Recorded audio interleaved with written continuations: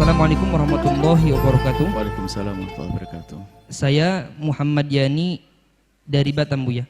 Sekarang berada di majelis Buya di pondok pesantren. Saya mau bertanya, Buya, bagaimana sikap ulama kita tentang penutupan masjid untuk sholat Jumat yang sudah dilaksanakan di Malaysia dan Singapura karena virus corona? Bahkan demi menjaga masyarakat dari virus corona tersebut, diberitakan bahwa di Kuwait kumandang azannya berubah.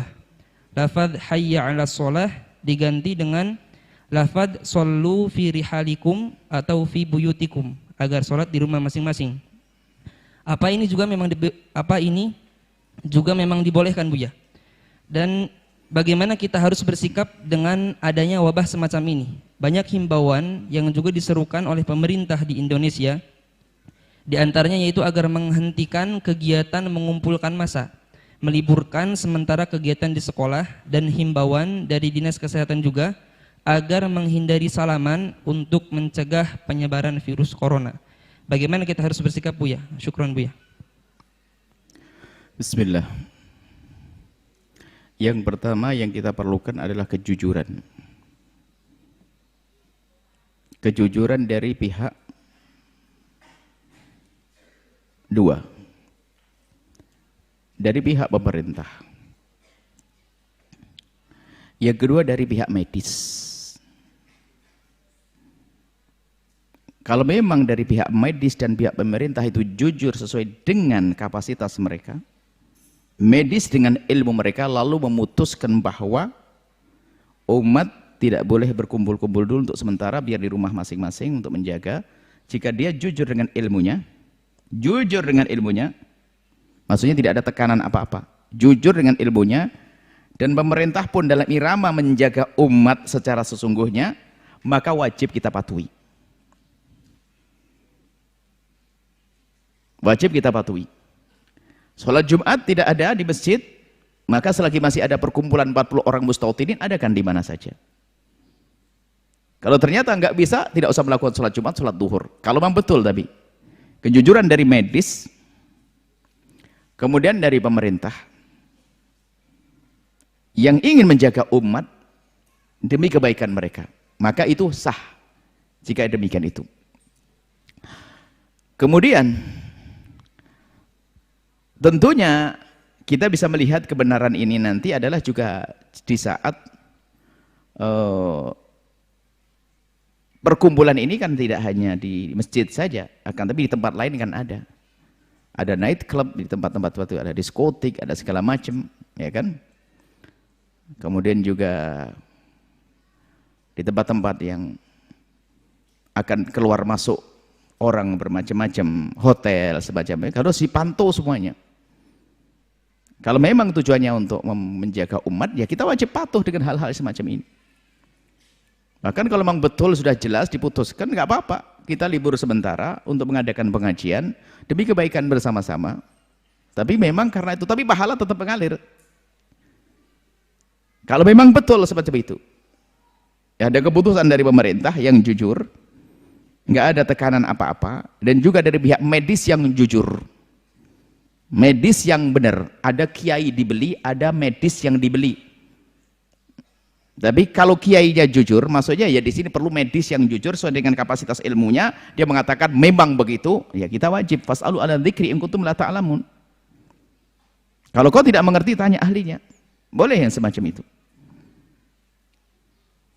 Dan ini disamakan memang kalau memang ada uzurnya melakukan Jumatan itu banyak. Jadi orang melakukan Jumat itu banyak uzurnya. Uzur min a'dzari al-jum'ati, termasuk uzur meninggalkan Jumat adalah jika tidak aman di tempat tersebut. Aman itu macam-macam kisahnya. Termasuk begini bisa saja dianggap sebagai tidak aman, bisa saja. Dan tidak dosa meninggalkan Jumat kalau betul seperti itu. Nah, ini jadi nggak usah umat Islam dengan ilmu nggak usah pusing begitu. Kalau Anda sholat di rumah masing-masing ya bisa lumayan dengan keluarga, bercengkrama hari Jumat dan sebagainya. Tapi itu yang perlu adalah kejujuran dari pihak pemerintah dan ini. Nah kan kita tidak tahu jujur tidaknya, sudahlah. Kalau memang peraturan semacam itu, kemudian Anda tidak bisa melakukan Jumat, berarti itu uzur sudah, tidak usah khawatir. Kami himbau kepada Anda di Singapura, di Malaysia, kalau memang tidak boleh ya tidak usah ke masjid untuk sementara. Bahkan mungkin dalam beberapa waktu Anda ditahan tidak sholat ke masjid karena demi kebaikan. Setelah itu akan muncul kerinduan yang luar biasa, yang dulu nggak pernah ke masjid jadi ke masjid setelah itu. Bahkan mungkin kalau ternyata majelis ini harus ditutup untuk sementara, kita tetap mengadakan pengajian biar nggak ada yang hadir, Anda bisa dengan televisi di rumah Anda, sehingga semuanya akan hijrah membuang televisi yang nggak jelas diganti dengan televisi Al-Baca. Wah, lumayan jadi baik kan? Nggak apa-apa, perlu ditutup kalau begitu pengajiannya. Biar semuanya merubah di rumah tangganya menjadi tontonan televisi yang positif. Setelah itu dibuka lagi ada kerinduan lagi, ya nggak usah masalah. Jangan biasa membuat konfrontasi. Kalau memang keputusan itu nggak ada masalah keputusan. Saya tidak pernah, tidak sejauh prasangka buruk sana sini. Kalau memang keputusan seperti itu, patuhi saja. Dan saya pengen juga dari pihak yang berwajib dengan jelas-jelas datang. Kalau ke tempat ini datang. Kalau Anda pengen datang ke sini, jelaskan siapapun dari pihak berwajib datangkan. Selagi belum didatangkan, kami mendungu. Kami rakyat, Anda pelayan saya, wahai para pejabat, kan begitu. Kami tugas saya menjadi pelayan Anda di dalam mengayomi masyarakat semacam ini, ngurusi masyarakat. Tapi Anda, wahai para pemerintah, wajib memberikan pengarahan kepada kami. Agar kami di saat menjaga umat ini lebih benar, gitu loh. Ini kan ngurusi umat, ini ngurusi rakyat Indonesia Raya kan begini ini. Biar enggak rebutan waris, biar enggak musuhan sama tetangga. Ini kan urusan majelis kayak begini. Biar enggak nyuri, ini kan urusan majelis. Ini kan ikut menertibkan negara juga. Ini coba, ini kan ilmu ini. Dan jangan ditutup yang demikian kalau memang tidak mendesak. Kalau mendesak kami patuh. Tapi tolong kirimkan surat kepada kami, jelaskan dengan sejelas-jelasnya, kami akan ikuti semuanya. Paling tadi ya kita tetap, adapun acara tetap berjalan ini. Karena ini ada hubungannya dengan televisi yang disebar ke seluruh Indonesia. Bahkan kalau sudah internet dunia. Baik seperti itu ya. Kemudian apa tadi pertanyaannya banyak banget ya, intinya semacam itu ya. Kita patuh saja dengan pemerintah. Kalau memang nanti ya harus ditunda untuk sementara, kita ikuti saja. Kemudian ada sekolah diliburkan, ya sekolah yang itu keluar masuk kan begitu. Tapi kalau setelah di pondok ya nggak usah, ngapain, nggak ada orang keluar masuk kok. Ya yang kalau pondok dibubarkan ini yang repot nanti. Ya, nanti pasar bubar, nanti semuanya bubar. Nah, nggak. Yang ini sebenarnya yang diantisipasi adalah bertemunya orang-orang yang tidak, yang orang-orang baru ini. Mungkin dari luar bawa ke dalam, dari terus. Tapi kalau di dalam begini kan aman di pondok. Intinya keputusan-keputusan pemerintah yang ini kaidah. Keputusan pemerintah yang ada hubungannya dengan kemaslahatan umat, maka hendaknya kita patuh dengan catatan tidak bertentangan dengan syariat. Menghentikan Jumat di situ bukan bertentangan dengan syariat, bukan dilarang sholat duhur. Tidak bertentangan dengan syariat, jangan dianggap salah. Karena tidak boleh sholat Jumat di masjid karena berkumpul orang berdesakan takut apa. Tapi boleh nanti dia melakukan sholat duhur di rumah masing-masing. Jadi mohonlah dalam hal begini jangan dijadikan bahan untuk ribut saja. Dalam dunia fikih sangat mudah, sangat luas. Untuk melapangkan hati, ya dukung pemerintah kalau itu demi kebaikan. Dukung pemerintah kalau itu demi kebaikan. Itu saja bisa kami sampaikan, ya. Semoga Allah menjaga. Masalah bersalaman, ya kalau memang, nah, kalau masalah bersalaman, kami himbau deh untuk menjadi, saya bertanya kepada beberapa dokter, sebenarnya yang dihindari itu apa? Ya, tangan kotormu pindah ke tangan kotor orang lain dan sebagainya. Jadi kami lebih, insya Allah habis ini akan disiapkan untuk mencuci tangan di beberapa tempat. Insya Allah habis ini. Jadi biasakan Anda bersih diri deh. Ya, kalau tiba-tiba Anda salaman dengan orang lain, Anda sudah pastikan tangan Anda bersih di saat bersama dengan orang lain. Jangan kebalik, jangan pastikan tangan orang lain bersih tapi Anda jorok, itu nggak benar. Jadi pastikan Anda selalu bersih. Kalau semuanya selalu menjaga begini, salaman bersih, tangan Anda bersih.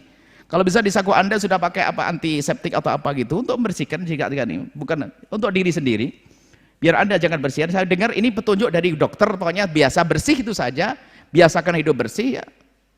Jangan habis garuk-garuk lalu makan sop pakai tangan lagi, itu kan kacau nanti dimakan sama temennya. Ini kan tidak karu-karuan. Tolonglah umat Islam yang bersih ya. Mungkin untuk pembelajaran juga bagi umat Nabi Muhammad harus bersih deh. Biasakan anak Anda untuk biasa cuci tangan, itu saja. Cuci tangan yang bersih, setelah itu bersalaman biasa saja. Biasa saja. Dan dihindari mungkin ya itu hindari seperti salaman biasa. Kalau ternyata memang petunjuk dari penyakit tidak akan menular. Jadi yang ngasih penyakit adalah Allah. Kalau menular berarti kan semua harus penyakitan semuanya. Kan? Ada ceritanya ada orang berkata, oh Nabi Muhammad itu salah kok. Bagaimana penyakit tidak menular? Ini ada ceritanya onta itu korengan. Satu onta korengan. Lalu didatangkan onta lagi didudukkan. Akhirnya yang lain pada korengan. Kudisen semuanya ontanya. Akhirnya bilang berarti Nabi Muhammad telah salah mengatakan penyakit tidak menular. Akhirnya dikatakan, yang ini ketularan siapa? Ini onta ini ketularannya ini. Terus yang pertama kena corona ini ketularan dari siapa? jadi Allah yang menurunkan penyakit. Sehingga ada orang satu pesawat pun ada ini kena penyakit, 2 kena penyakit, 40-nya juga tidak kena penyakit. Maka serahkan pada Allah, tapi tetap jaga diri, harus menjaga bersih. Biasa bersih itu penting, tidak boleh sembrono ya. Ya, tidak boleh sembrono. Selagi ada petunjuk, itu adalah petunjuk ahli dzikir. Para dokter itu ahli dzikir bagian medis. Maka mohon petunjuk dokter dalam hal ini hendaknya Anda patuhi. Saya tanya, apakah harus tidak bersalaman? Beliau menjawab, tidak Buya, asalkan sama-sama bersih. Kalau sama-sama bersih ya nggak ada masalah, terjaga semuanya. Tadi itu petunjuk dokter juga. Selagi kita masih ragu-ragu ya dihindari dulu untuk sementara. Itu petunjuk ahli dzikir. Petunjuk ahli dzikir para dokter semacam itu. Nggak apa-apa, dipatuhi dulu sementara. Nanti setelah itu tambah rindu untuk bersalaman. Tentunya yang maksud salaman ini laki-laki dengan laki-laki, perempuan dengan perempuan. Sesuai dengan syariat Nabi Shallallahu Alaihi Wasallam. Ini saja, wallahu a'lam bissawab. Kemudian afwan Buya, untuk perihal lafadz hayya 'alas shalah yang diganti. Memang ada pada zaman Nabi tentang itu, kisahnya kisah hujan deras. Di saat orang tidak bisa pergi masjid, hendaknya shollu fi rihalikum. Seolah-olah kalian di rumah masing. Dan ini bisa saja disama dalam ini menyuruh akhirnya jangan sampai tidak sholat. Jangan sampai tidak sholat. Kalau hayya 'alas shalah kan disuruh kepada ini. Ini kisahnya adalah di dalam satu, kalau makanya kita ada di dalam Islam, di dalam kita itu ada namanya sholat jamak karena hujan. Begitu pentingnya sholat. Selagi yang sudah ada di masjid sholat duhur kok hujan deras, kemudian kalau sudah pulang nanti asarnya balik susah karena zaman dulu tuh becek jalan macam-macam begini, maka boleh di sholat jamak, sholat berjamaah dengan jamak takdim. Sholat karena hujan hanya jamak takdim, nggak ada jamak takhir. Jamak akhir sholat, nggak sholat nanti kan. Jamak takdim dan sholat zuhur, selagi ada hujan di waktu sholat yang pertama, nyambung pertama ada hujan, maka dia boleh menjamak. Seperti itu kisahnya. Jadi itu adalah himbauan untuk melakukan sholat, dan ada pada zaman Nabi itu kisahnya, kisah tentang sholat seperti itu, sholat di hujan. Jadi seperti itu. Jadi itu mengingatkan agar orang sholat, bukan hanya sekedar mendengar seruan azan. Adapun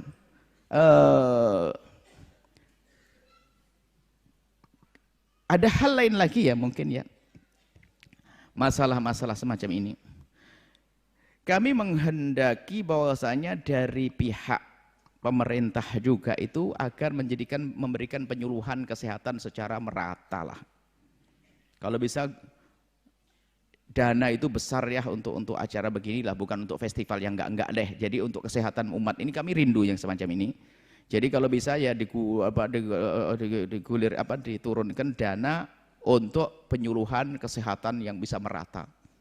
Ya, kesehatan yang merata kepada seluruh rakyat ini. Ini indah sekali. Dan mungkin ini adalah cambuk ya, atau peringatan dan sekaligus Allah atur agar kita semuanya sadar kesehatan. Umat Islam kok jorok banget. Kalau tanya siapa yang paling jorok, umat Islam. Paling penyakitan umat Islam, kan gak enak. Padahal Nabi kita Nabi Muhammad mengajarkan kebersihan seperti itu.